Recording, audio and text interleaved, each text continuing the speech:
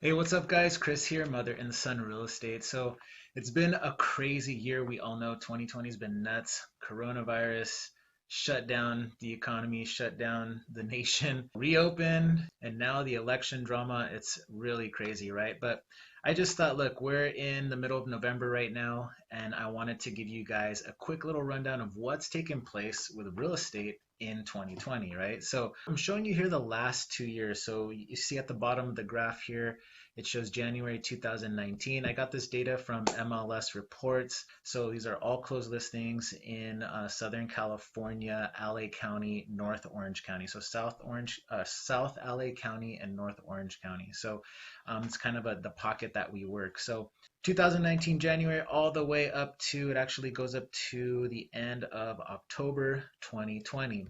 I want you guys to notice this. This is pretty trippy here. I have the numbers here on the left side that you can see. See if I can put that out a little bit. So check this out. So starting in January, everything's normal. Everything's kind of like, what's going to happen. We knew, I even did a video about the election. We knew the election was coming. We knew something was going to come. We knew it was going to be kind of a rocky year real estate wise, a lot of unknowns, right? Because of the election. Then COVID hit and threw things like for a loop like no other, right? Interest rates are super low right now. A lot of that probably, having to do with COVID and all the things that took place with that.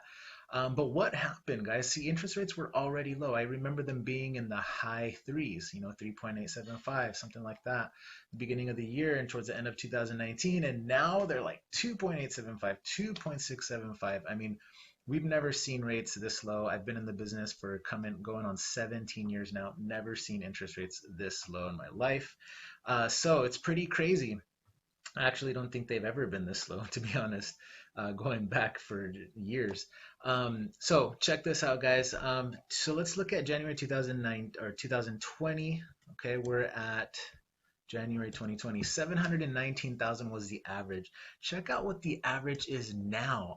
You see this huge spike starting here in July, June-ish. We see the drop in home prices here when COVID hit. That was, April, that was March.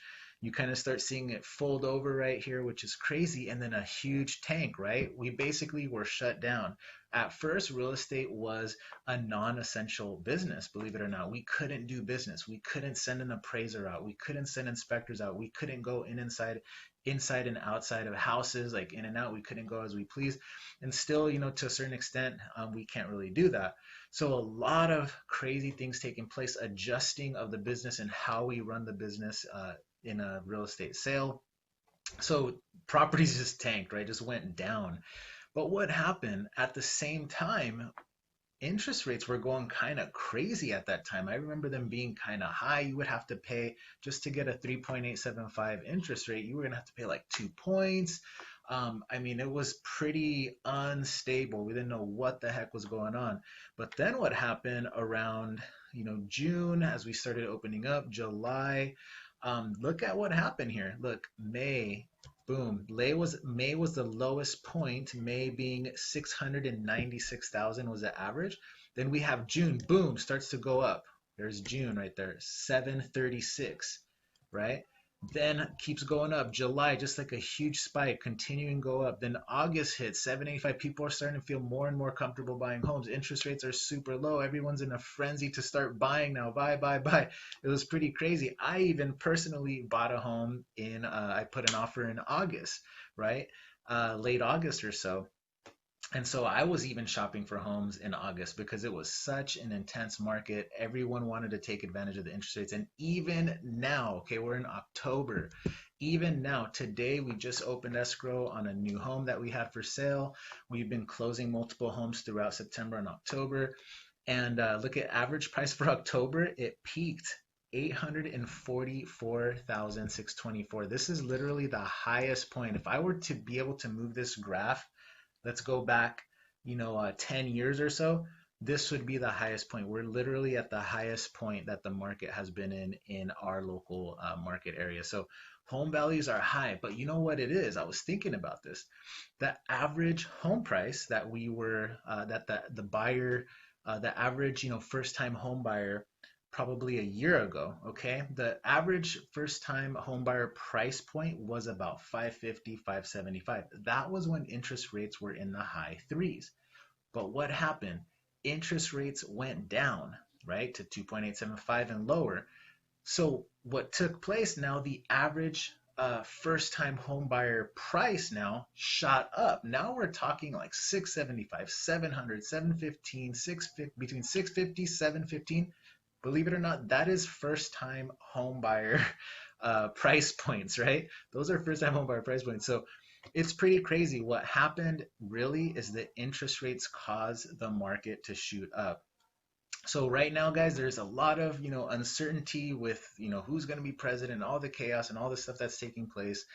But this gives us a sum of what took place this entire year, 2020. Properties went up. COVID actually resulted in lower interest rates, higher sales prices, and really, in my personal opinion, I get this question all the time from friends and family and clients is what's going to happen, right? So honestly, how much lower can interest rates go? I don't think they can go much lower. I mean, it's really hard to tell. Uh, if the stock market decides to crash at some point, or not crash, but go lower, decline, usually it's an opposite effect. When the stock market goes down, interest rates go up, okay? So if that happens, interest rates go up, we're going to start seeing home values go down again. So then the question is, does that really affect you as a buyer, right? As a single family owner occupied buyer, does that affect you? Yes and no. It does affect you because obviously your interest rate is going to go up. But really, I'm thinking, my guess is that if the interest rates go up, the home values are going to have to drop because there's not going to be the buying power that there is right now at such low interest rates. So it's interesting to see what's going to happen. We'll keep you posted. I mean, we're in this business for life, good or bad. We made it through the ups and the downs of the crash, the bubble burst in 2008. We're still here today selling homes in our market area. So we'll be here. I'll keep you posted as best as I can. As always, if you have any questions, feel free to reach out to us. You can reach us on Instagram or on Facebook. If you're on our emailing list, just reply to the email. You'll get in contact with us right away, or just call us. Our phone number is all over our website, all right?